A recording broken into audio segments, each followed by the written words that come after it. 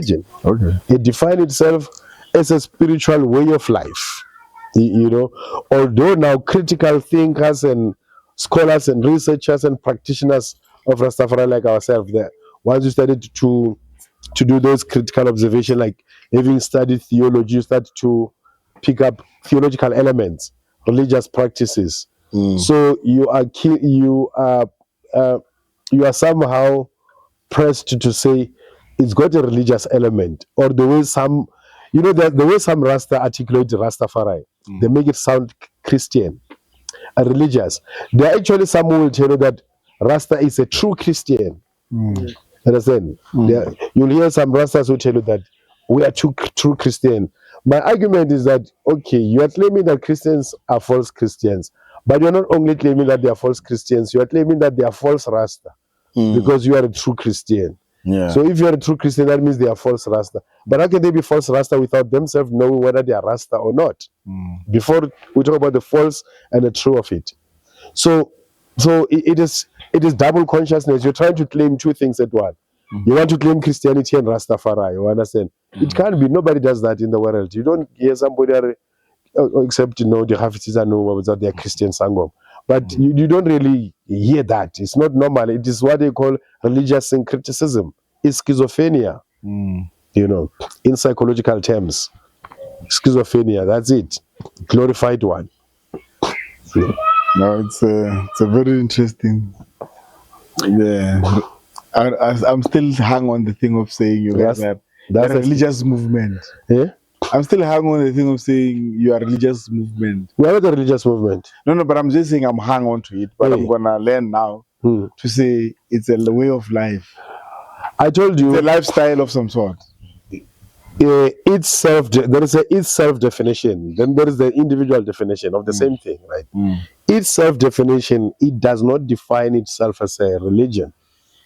Not even much of a movement. It's people who write about Rastafari say Rastafari movement.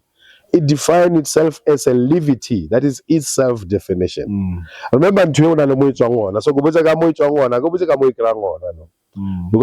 no majority of the people who practice it, they are not practicing it like the people who invented it, who are staying in the hills. It was a lifestyle designed for a particular environment, for the mountains. It wasn't a city lifestyle. That is why their philosophy, the fundamental philosophy of Rasta is that Rasta plant what he eat and eat what he plant. Rastas plant what he smoke and smoke what he plant. Rasta don't buy ganja. But you don't get 80% of Rastas buying ganja because they can't afford to plant it.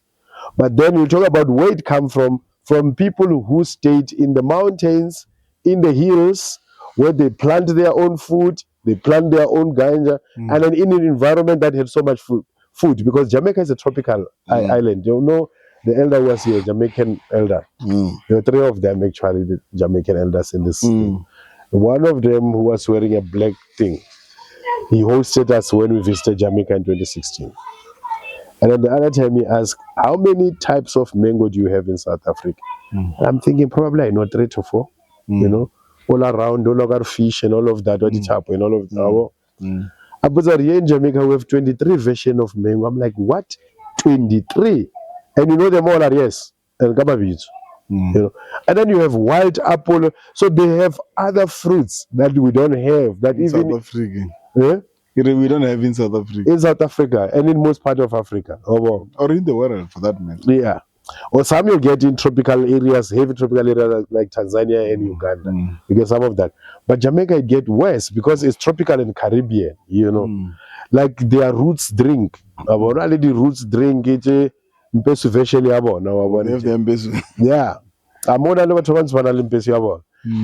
So their roots drink bottles made on Caribbean roots.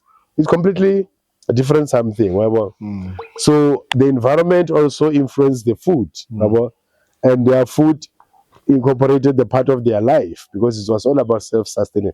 That is why again, most of the things, like Rastas like Mutabaruka, who don't wear shoes, who lived in the mountain, who don't cook food and all of that. It is a practice that's influenced by environment. So you talked about ganja just now, né? I want to know how far just that you said your culture, I mean, your movement doesn't have the database.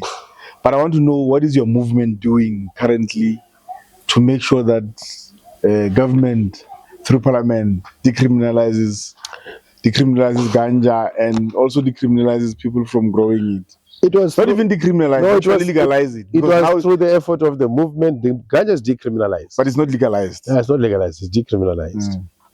But just through the effort of the Rasta movement. I alone organized 22 marches from the year 2000 about ganja legalization. The first march I led was to Union Building at 2000. I organized 22 marches for ganja. Both CRL Commission, Human Rights Commission, Parliament, another annual march to Parliament. The first Jam march every year. There's an annual march to Parliament because the Adwa march. Annually from Parliament. 2000. Yeah. So government knows about us now.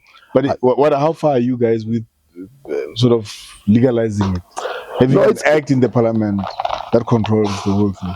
Look, we have a serious processes, ongoing. Yeah, ongoing. Our secretary was here, that lady, and Ras Gareth Prince, the lawyer. They're sitting in the presidential steering committee that was established to speed up the process. There was a presidential pakisa, hemp and cannabis presidential pakisa. It was about 5 days we were invited there.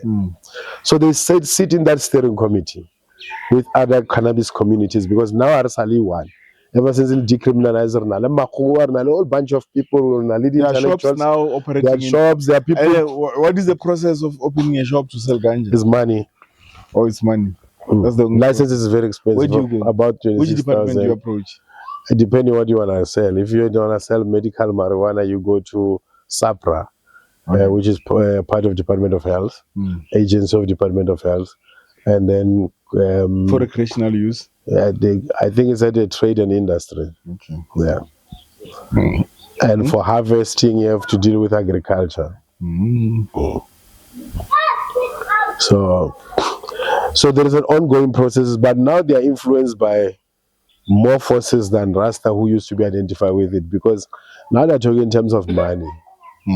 And these white people are influencing policy. These whites who are in the cannabis space, they're influencing policy. They are bribing our officials as usual, and then they are imposing modalities, frameworks. So these models of shops, the white people who came up with them, they're all over the country. Durban alone, there are about 439 of them. Cannabis shops. Cannabis shops owned by Indians and whites. Yeah. So money is also a challenge, because one of the requirements is a license. Is that you must not have a criminal record. So almost 99.9%. You had a criminal record because of ganja. And now you want license your ganja, but you must not have criminal record. So 99.9% of us have ganja criminal records. It's unfair. Yeah. So you're dealing with that unfairness. Remember, South Africans of all strata of the society, they are getting a raw deal. Whichever way you can look at it. Even if that is why I referred the other day, I don't know if you saw my writing, I was referring to the middle class as they have little. Because in the society, you have the have little, and you have the have not. Now the have little is the middle class. The middle class is caught up in the middle. That is why they have split talk. They don't know what they're saying. They are splitting between revolution, and that is why they're double talking. Maintaining status quo. Yeah. Because it works. They have. Yeah. This paza shop let's already mine. They have. But they have not. Yeah. While they have little, and they don't even have that. So they are caught in the middle. So as a result, they influence consciousness in a particular way. So they are the ones now power influence opinion, because they're using media to influence opinion. They're using media, but also they are also having that privilege. They are getting scholars, getting consultant, but mostly government SIUs are white consultants, and that is why even with the cannabis framework, they are framed by white consultants, white lawyer companies. Like there was a white lawyer company that was there which was brought to come and explain the legal frameworks. Why are we buying seed from Canada instead of using our indigenous seed? Why are we following the Canadian model in terms of harvesting and all of these things? Because we are still very much a colonial state that adopt models from outside in order to apply them for us. Instead of benchmarking and developing our own, we want to copy and paste. Because you see, creative thinking is a scarce commodity. People can have PhD, but that does not necessarily mean they have creative thinking, because most PhD, if not all, PhD is based on copying others. You have to be able to quote 83 books of 83 dead white men, some other experts, and then be able to memorize their thought and all of that, and then you write it a thesis or whatever. I get it now. Particularly with this ones who are dealing with humanities, studies that are influencing the society with the political science. The government to explain social composition, the statistics, and all of that. They come to speak on things that they are not even affecting them. That is why today you are hearing the greatest opinion of the middle class is opposed to the opinion of the majority of the people. We'll get into that. I know what you're saying. Yeah. Yeah. I know exactly what you're saying. Yeah. They're just developing another class of people I'm beginning to resent. Yeah. Yeah, maybe let's close the Rastafari movement and go back into our topics of differing on Pan-Africanism. Because I'm still here to convince you you're wrong. Yeah, but I hope one day I win. Yeah. Good luck. Yeah. I wish you all the best. No.